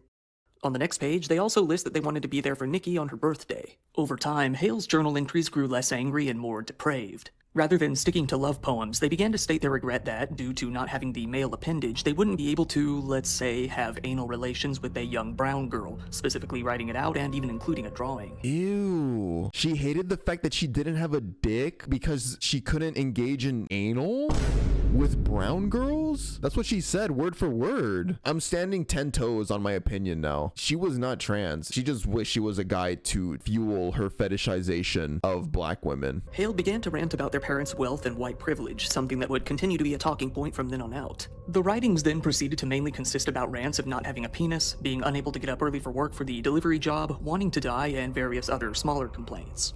Periodically, Hale would continue to rant about their issues with their dad, calling him by gay slurs and stewing over the fact that they felt unloved by him.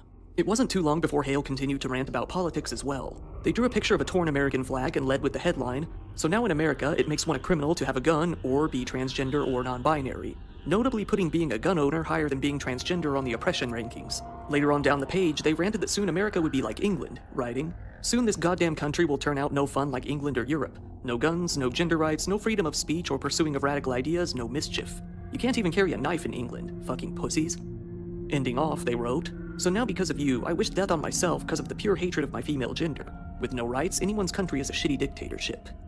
From that point onward, much of the journal consists of seemingly random, disconnected lists with little explanation, along with anger towards their female body and expressions of love towards Paige. This culminated with an entire page detailing their hatred of their own body that they see as ugly compared to true beauty, which is Paige. Shortly after, it appears that Hale had once again decided on a day for the massacre, one that they were determined to make happen. They decided on March the 27th.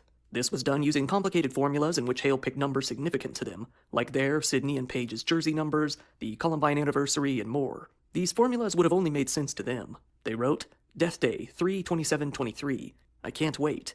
Nature needs enigmas. I am one, thank God. I will feel much better without bastard. Who needs fathers? Definitely not me."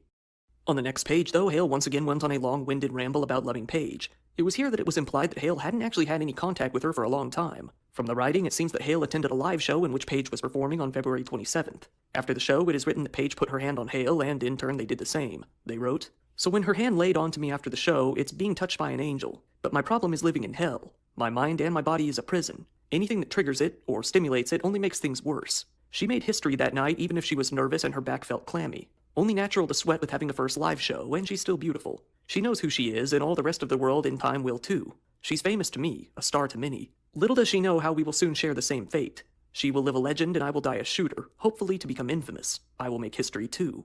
No one will forget neither of us. She will be the blessing, and I will be the horror to inflict pain." So she's saying that Paige is going to become famous in her own right with her talent and stuff like that. Meanwhile, Hale wants to become known and never forgotten because of the disgusting act that she's about to commit. Hale then started a new trend in the journal by writing the next pages as if they were directly speaking to Paige. In one page, they once again reiterated that they wanted a male member so that they could insert it into her backside.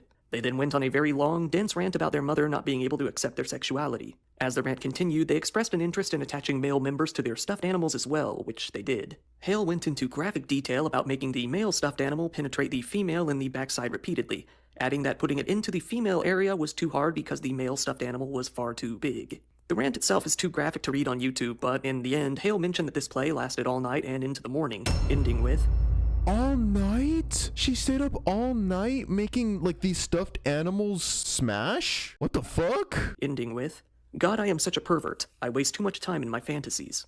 After these pages began a countdown. Hale would continue to document their feelings of anger, sadness, and excitement as the day approached while still making periodic drawings and poems towards both Sydney and Paige. After, there was a message expressing a desire to please Eric Harris and Dylan Klebold in the afterlife with their upcoming attack. On March 25th, Hale decided to go out for the day. Nikki's mother, Julia, said that Hale came over to their home to celebrate Nikki's birthday. It had been a while since they had met. The two went back into Nikki's bedroom, shared a steak, and spent the next several hours playing video games and drawing together. Hale didn't mention this in the journal at all. Instead, they wrote about their trip to the gun range and what they experienced along the way. They wrote, "On my way to the range and saw a billboard on suicide only meters away from the Sumner Gun and Supply. Then after the time in range, while cleaning my AR, a lady got ricocheted in the leg and ankle. I saw the EMTs working on her leg on the floor and they took her away on the gurney. Foreshadowing on my own massacre? There was blood splatters on the floor, police asking questions to the other people that were in the range. On the way home, I look up at the sky and parts of clouds peeking out sunlight like heaven shining down. Foreshadow of my death? Saw sunlight peering clouds twice in a row this week. Are the angels telling Sid I'm gonna die soon? Huh. Hale prepared one more journal entry in preparation for the attack. This page showed a very detailed plan, down to the minute, of how the attack would play out the next morning. The day of the massacre was now approaching soon. On the night of the 26th, one day before the decided upon date, Hale decided to get all of their equipment ready and prepare one last video. They then made sure that all of the data was stored on the flash drives as it should be, hoping that that would mean it would all come to be leaked someday. Here we go, chat. It's coming. We're getting ready for basically D-Day. Yeah, Death Day.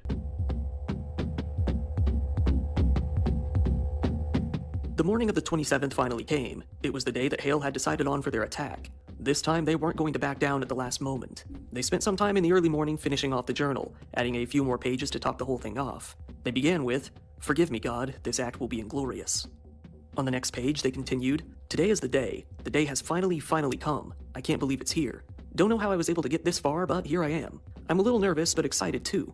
Been excited for the past 2 weeks. There were several times I could have been caught, especially back in the summer of 2021. None of that matters now. I'm almost an hour and 7 minutes away. Can't believe I'm doing this, but I'm ready. I hope my victims aren't. My only fear is if anything goes wrong. I'll do my best to prevent any of the sort. God, let my wrath take over my anxiety. It might be 10 minutes tops. It might be 3 to 7. It's gonna go quick. I hope I have a high death count. Haha." Ew, I hope I have a high death count. And mind you, I think she's writing this on her way there. As she's making her way to the school, she's writing this shit. That's bone chilling. Hale left the entire second half of the notebook completely blank, only continuing on the very last page. They concluded with, "Remember me for the good things, Audrey," oddly ending the journal by signing with their female name. At the end, Hale left one more note for their parents, mainly instructions on how to care for their possessions after their death. They put this final paper into the journal and closed it for good. That Monday morning, Hale picked up their red duffel bag full of supplies along with a backpack and headed for the door. Their parents asked what was inside, but Hale told them it was nothing and not to worry. At 8 a.m., they left the house and hit the road, heading for Royal Range, USA, the range in which they had previously taken gun lessons. However, they didn't plan on actually attending the range. Instead, they only parked in a corner of the parking lot far from the building, loaded their guns, and put on a tactical vest containing extra magazines. Shortly after, Hale got back into the car and headed towards the target, the Covenant. At around 9:30 a.m., Hale arrived at the school and parked in the parking lot near the west side of the building. They continued to sit in the car for some time, debating on how to proceed. Before that, though, they wanted to send one more message, this being to Paige herself. Dude, Hale made a vague... Wait. Something I want to point out. Look, over here, top right corner. Kids swinging. And she's right here in this car, parking right outside just before she does it. Right before she does the act. Right before she goes in to kill all those children. It's just so chilling to see these children here playing. The trauma that they're about to be left with. Before that, though, they wanted to send one more message, this being to Paige herself. Hale made a vague post on Instagram that was directed towards Paige. After, at 9:57 a.m., they messaged her directly, saying, "So basically that post I made on here was about you. That was basically a suicide note. I'm planning to die today. This is not a joke. You'll probably hear about me on the news after I die. This is my last goodbye. I love you. See you again in another life. Audrey/Aiden." Paige reacted almost immediately, saying, "Audrey, you have so much more life to live. I pray God keeps you and covers you." Hale agreed that this was true, but stated, "I know, but I don't want to live. I'm so sorry. I'm not trying to upset you or get attention. I just need to die. I wanted to tell you first because you are the most beautiful person I've ever seen and known all my life. My family doesn't know what I'm about to do. One day this will make more sense. I've left more than enough evidence behind, but something bad is about to happen." Paige was shocked, later stating that while the two were close as kids, she hadn't actually talked to Hale in years. She wasn't even sure why she, of all people, was the one getting this message. Nevertheless, she called an emergency hotline. Oh, what the fuck? They hadn't talked for years, bro. Wait, that makes it spookier. Out of nowhere to get that kind of message. Like, I'm about to die. Like, whoa, Jesus Christ, dude. She wasn't even sure why she, of all people, was the one getting this message. Nevertheless, she called an emergency hotline and the sheriff's office right after. Little did she know, it was already too late. By the time she was making the call, the plan was already in motion. Hale, armed with an AR pistol, a 9mm carbine rifle, and a handgun, made their way up to the entrance. They pulled up their gun and shot through the glass doors, shattering them. They then walked through the open glass and into the building. Michael Hill, the school custodian, was cleaning a nearby room at the time. Hearing the glass shattering, he went out into the hall to see what had happened. He then locked eyes with Hale right there. Seeing the guns, he turned around to start running away. Hill then took their first shot, shooting him several times in the back with the AR pistol. He died. They then left him there, bleeding from his injuries as they proceeded forward. The smoke from the gunshots triggered a smoke detector nearby on the ceiling, causing the fire alarm to start ringing out throughout the school. As a result, the school doors automatically unlocked.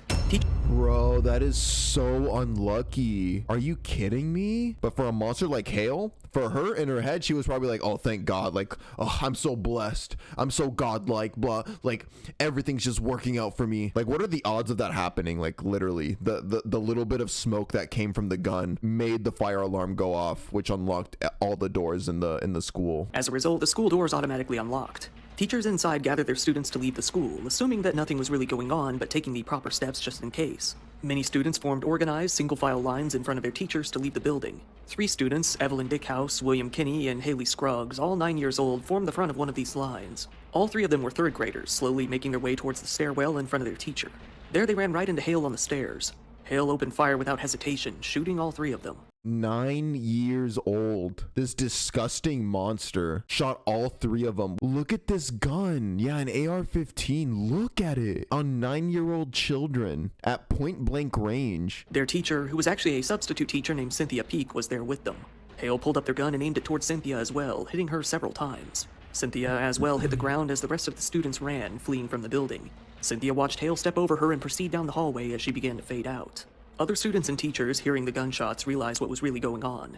They all filed back into their classrooms as per the protocol. They began to barricade the doors, hurrying to close them off before the gunman might find them. Meanwhile, Hale walked back towards the previous 4 victims and shot them multiple more times, ensuring their demise. Hale then walked over to a couple of doors where more 3rd grade classrooms were held.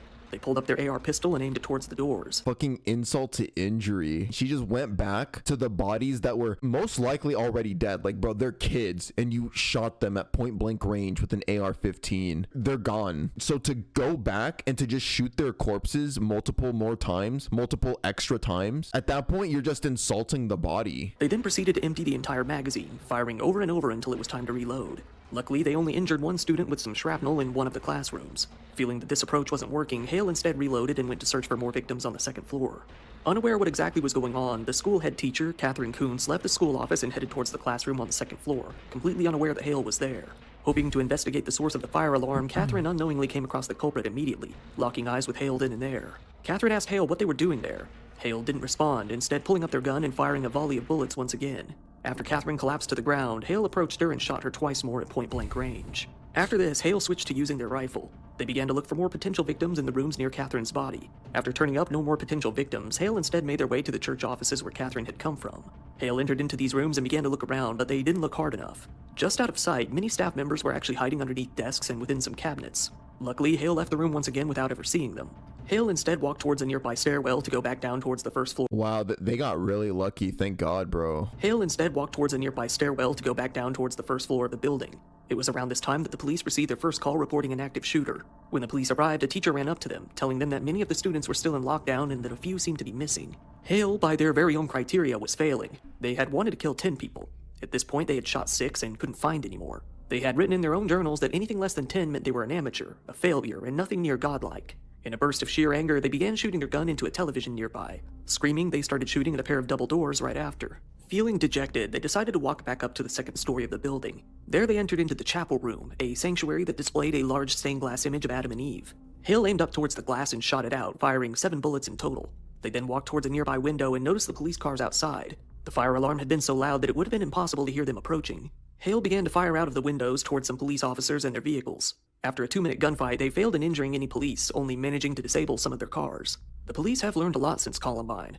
They've found it's by far better to enter into the building and risk dying as a hero than it is to wait outside for the attack to end. Hale, being obsessed with Columbine, likely didn't expect this to be the case. It was around the end of this gunfight that a few more police officers had entered into the building. Due to both the sound of the gunfire and the fire alarm, Hale had no idea they were coming. Hell yeah, bro. That's what I like to see. Just fucking enter that bitch. Don't be waiting out there for the attack to end. I think that's what they did with Columbine, right? No, get the fuck in there. Doing that, you're gonna startle the shooter. They're gonna get scared. They're gonna lose focus. At 10:25 a.m., the 5-officer police team approached Hale in the sanctuary. Right away, one officer opened fire with his rifle on Hale, catching them off guard and knocking them to the ground. While their original intention was to take Hale into custody, they noticed that they were still holding a gun. Once Hale's arms started to move towards them, they could no longer take any chances. A second officer fired their 9mm pistol towards Hale, fatally wounding them in the process. In total, Hale was shot 4 times. Once in the left arm, once in the right thigh, once in the chest, and once finally in the head. It was now all over. By 1027, I think I remember seeing that clip actually. Yeah, because this is a pretty old case, right? 2023. I think I remember seeing that surveillance footage. They released that to the public, right? Pretty sure. By 1027, the police had managed to clear out the rest of the building, finding no other gunmen in sight. Yeah, they killed her. They took the 3 young victims outside to the ambulances, but it was already too late. All 3 of them were pronounced dead upon arrival at the hospital. Catherine Kuntz similarly had already succumbed to her injuries. They were surprised to see that the remaining 2 victims, Cynthia and Michael, were still alive, but only barely. Unfortunately, they too succumbed to their injuries at the hospital. The police department set up a reunification center at the local Woodmont Baptist Church. Throughout the afternoon, busloads of confused, frightened children were taken there to meet up with their parents. It was later found that Hale had fired their guns 152 times during the whole attack, 126 times from the AR pistol, 25 from the rifle, and once from the handgun. Hale still had 272 rounds on their person, meaning that the attack could have continued for quite a long time if not for the police intervening. 6 people had lost their lives in the attack, all killed completely at random. One of the children, Haley Scruggs, was by pure coincidence the pastor's daughter. Look at her with an AR-15. This is exactly why I am for gun control. Like, way more gun legislation. Like, why do you need that big ass gun? Like, why do regular civilians need a gun like an AR-15? Hell no. Like, come on, man. The police made their way out to Hale's car and found a mountain of evidence. Inside was their wallet, keys, phone, their beloved stuffed animals, and even more loaded magazines. Inside the backpack Hale had brought were the 2 journals as well as maps of the school. It was found within these writings that Hale had planned on attacking them all and then their own family members after as a finale to the entire attack. Luckily, this didn't happen. Once they figured out who their attacker was, the police were quickly able to locate where they lived. They went out to Hale's home to conduct surveillance while waiting on a search warrant. They saw Hale's father leaving and stopped him a short distance away from the home. He said that he had heard of the attack on the school and worried that Hale might have been involved. Not knowing who might be inside, the police didn't take any chances and made their way into the home tactically after getting their warrant. Throwing in a few flashbangs, they made their way inside. They located Hale's bedroom shortly after, finding a mountain of evidence relevant to the case. They dug up many more notebooks and writings, most of which were completely irrelevant to the investigation. They also took all of Hale's electronic devices and flash drives. They found yet another gun hidden in the bedroom, this being a 12-gauge shotgun. Then they found a t-shirt very similar to the one that Hale had worn in the attack, displaying their full logo on the front. The media quickly went into a frenzy. While the police had used the name Audrey Hale and female pronouns when talking about the shooter, the media quickly dug up that the killer was actually a transgender man. Barely even speaking the names of the victims, the case instead turned into a battle over pronouns, trans rights, and misgendering. And for quite a while, that would continue to be the case. That's cringe. I'm sorry, but like, especially after hearing the full story, like, why are we gonna shift this conversation of a person that at the end of the day committed a school shooting and killed a bunch of children? Why are we gonna transform it into a conversation about pronouns? Like, come on. And then also, again, once you learn about the story, you'll learn that they weren't even truly trans. They just weren't. I'm sorry. I'm saying that right now. Like, they were not trans.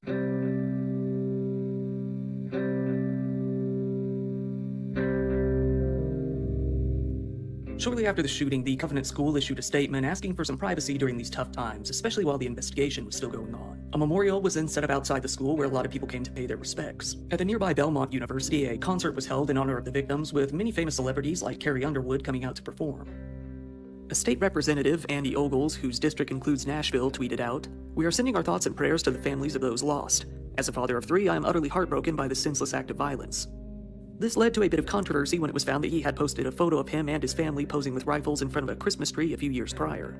An Arizona gubernatorial press secretary, Jocelyn Berry, tweeted less than 24 hours after the shooting a picture of an actress posing with 2 pistols with text reading, "Us when we see transphobes." The picture was very heavily condemned after the shooting, leading to her resignation only 2 days later. Paige, the woman Hale had fawned over, came to speak on CNN of what had happened, emphasizing that the two hadn't really spoken much in years. She said, "I knew her well when we were kids. I didn't know the adult. I didn't know that side of her. We got to see her grow in her skill on the court. We did really good that year. We went all the way to the city championship, so it was a really good year for us. We had a real camaraderie."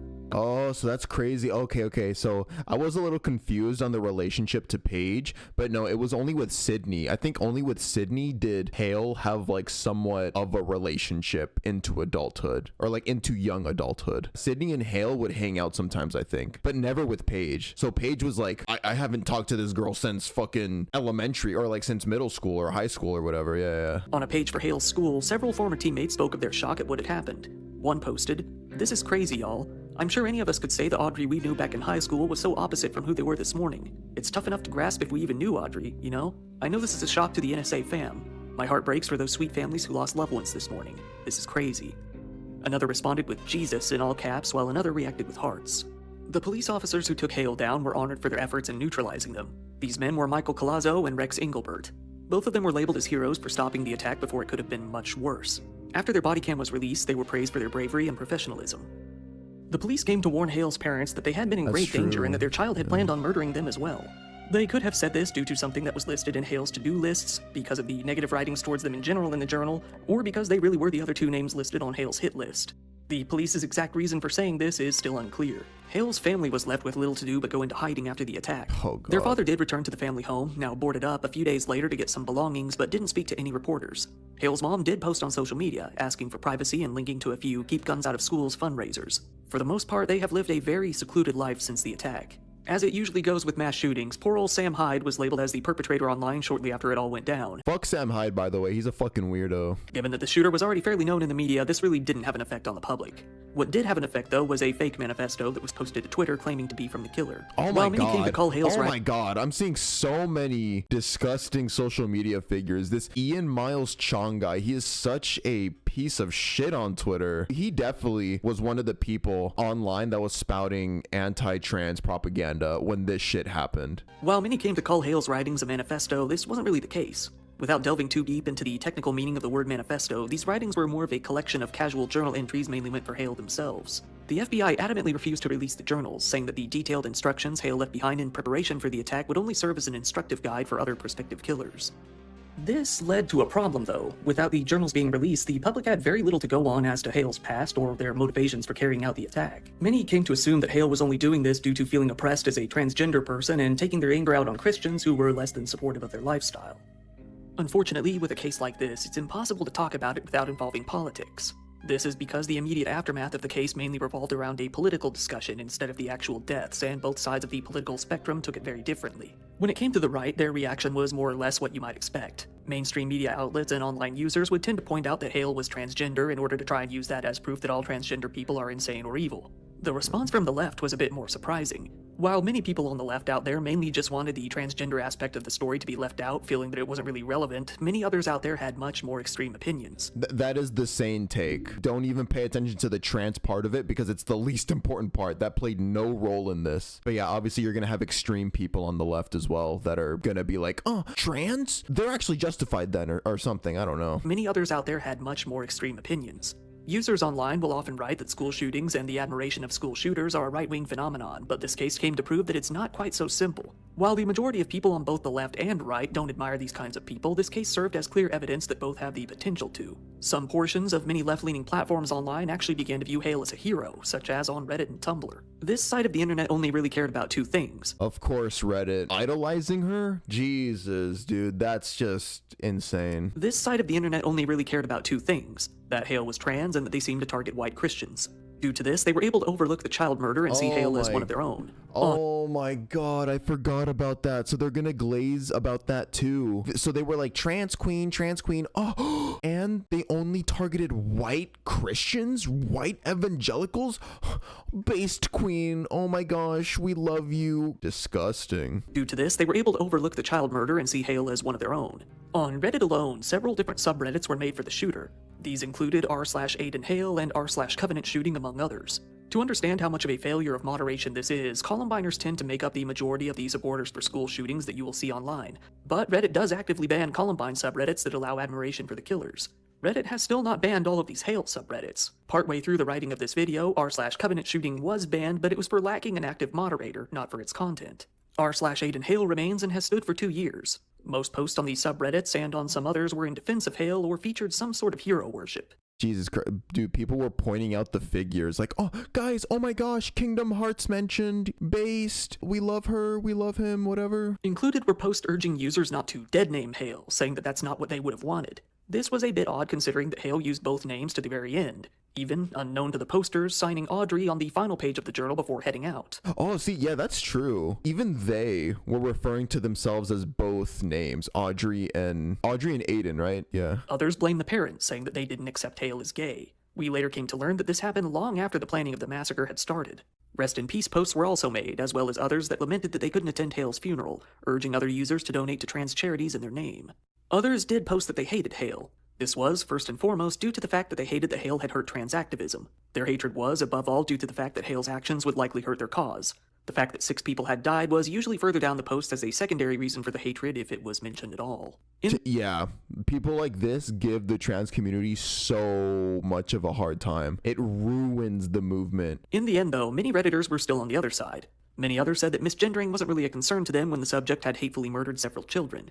Others said that trans activism came second to more relevant issues to the case like mental health. Still, though, the posts in support of Hale continue to this day. On Tumblr, an even more left-leaning platform, and one that is also known for hosting communities in support of school shooters on both sides, such as Columbiners, there was even more support for Hale's actions. As expected, there is even some fan art. Some users outright celebrated Hale as being cool, while others were upset with the fact that the topic came down mainly to gender and that Hale didn't get more respect in the true crime community. Others wrote entire blogs in support of Hale and what they had done. Little did any of them know, not only did Hale plan the attack long before even knowing what transgenderism even was, they didn't target the kids for being Christians at all. The main plan had been to shoot up a black school, and that only changed because Hale didn't want to be seen as racist. She couldn't upset the black women that she was obsessed with, oh gosh. The fact that the kids were Christian was only a byproduct, something that Hale only mentioned as a factor that might get them more attention. Hale actually continued to believe in God until the very end. Not only that, Hale actually showed a lot of hatred towards both the LGBT community and towards the Biden administration. One thing that these users would probably hate the most was knowing that Hale ranked being a gun owner as being on the same level of oppression as being transgender within the journals.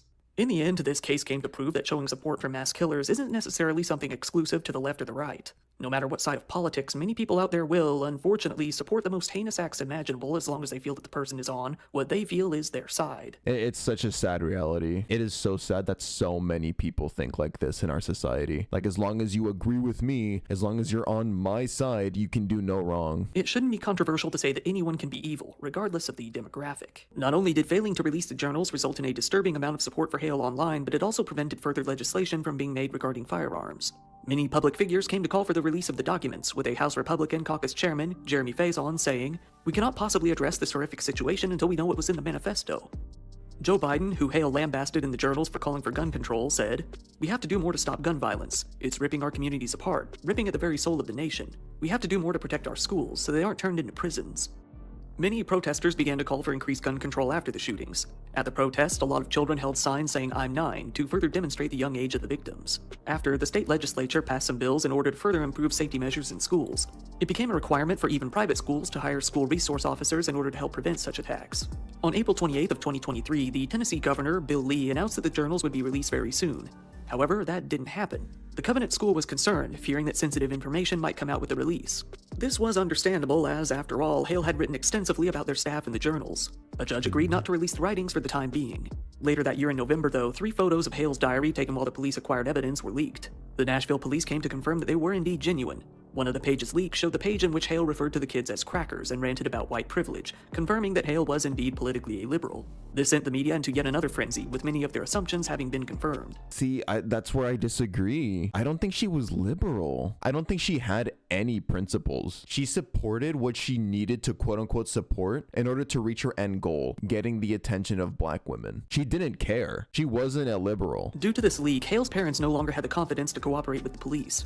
They refrained from providing them with Hale's later medical papers, citing little confidence that they would remain private. Much later, in 2023, an attorney for Hale's family did come to say that Hale had been being treated for autism since 2001. However, this would contradict everything that had been said previously. The omission of mentions of autism in previous reports, while clearly stating all the other mental problems that Hale had, would be odd. It's possible that this information had been hidden from the public. It's possible that the lawyer had only heard Hale had autism from it being in their own highly publicized writings. It's also possible that the lawyer made a mistake. Without clear medical records, it will be hard to say. The parent company of a local newspaper, the Tennessee Star, decided to sue the FBI after they denied the release of the journals during a FOIA request. In March of 2024, a federal judge ruled in their favor, ordering the FBI to hand over the writings. The FBI tried to dismiss the suit, but the judge said that they hadn't provided enough detail as to why the papers couldn't be released. Given that the National Police Association was also suing the city of Nashville for the release of the documents, there wasn't much that could be done. The FBI continued to say that their reasoning was that the notes might inspire other shooters, but it was pointed out that the majority of these writings didn't feature these sort of plans, and that they were perfectly capable of redacting those more specific details, as they did in the final release. In April of 2025, the police department formally closed their investigation into the shooting, given that the perpetrator was long gone and there was nothing more to be done. That's somewhat recent. April of 2025, so that was just last year, literally. The investigation was closed. They concluded that, in the end, Hale's only motivation was notoriety and attention. They released a full report detailing their findings. In conclusion, they wrote that the killer wanted material to be publicly released and commented upon. They wanted books, documentaries, and movies to be made about the attack. They wanted the guns used in the attack to be placed in a museum and wanted their bedroom to be left in its current state as some sort of memorial. They wanted to inspire other shooters to succeed. And above all, they wanted to show off their superiority to others. However, by Hale's own definition, they were a failure. They had mocked other shooters who killed less than 10 people, calling them amateurs and deeming them as detrimental to the cause. Hale felt that only killers with 10 or more bodies could be truly godlike. It was then and only then that they could even come close to deserving something close to the notoriety that Eric and Dylan had achieved. At least we can know that, in their own mind, Hale died a failure. Adding insult to injury, they were killed by the very same white police that they hated so much. That is pretty sweet, to be honest. There's nothing sweet about what happened, but at the very least, in her own fucking head, she died a failure. She didn't reach her goal, so that ruined her god complex in the end, which is a huge W to me. Since the release of the journal, support for Hale online has gradually decreased. It's unclear if this is due to the journals containing material unexpected to those who admired Hale, or simply because enough time has passed for their supporters to move on to other tragedies to be passionate about. Given that Hale is dead, the main journals have been released, and that there have been no new developments in the case, it seems that Audrey/Aiden Hale's story is finally over. This story serves as a grim reminder of what can go wrong when a mentally ill person goes down the wrong path. This story perfectly demonstrates that it doesn't matter what side of politics you're on or what your identity happens to be. Evil can and will still rear its ugly head after the perfect storm takes place. Oh, this is like the aftermath? Oh, okay, these are like the end credits. I don't even want to rant too much on this. I feel like throughout the video, you guys got the entirety of my opinion. I don't think they were truly trans. I think they came up with just about anything they had to come up with in order to justify their actions in the present day. She tainted the reputation of all of these marginalized communities, like the LGBTQ, specifically the trans community. Something like this that should be so black and white, like everybody should be able to agree this is horrible. She turned it into a political thing because of her crazy thoughts. Rest in peace to all of the victims. Yeah, to the 3 9-year-old children that died and to the 3 staff members that died. Oh yeah, oh by the way, I forgot to say, prayers out to Paige and to Sydney. Sydney is now deceased, but yeah, I mean, rest in peace to Sydney as well. She affected so many people. Obviously the families of the victims that she killed in the school, but let's not forget the people that she weirded out a lot prior to this. The black girls that she was obsessed with, like Sydney and Paige and the rest of them. No, yeah, I mean, that's it for this video, guys. Thank you so much for watching. I will see you guys hopefully in the next video. Peace out.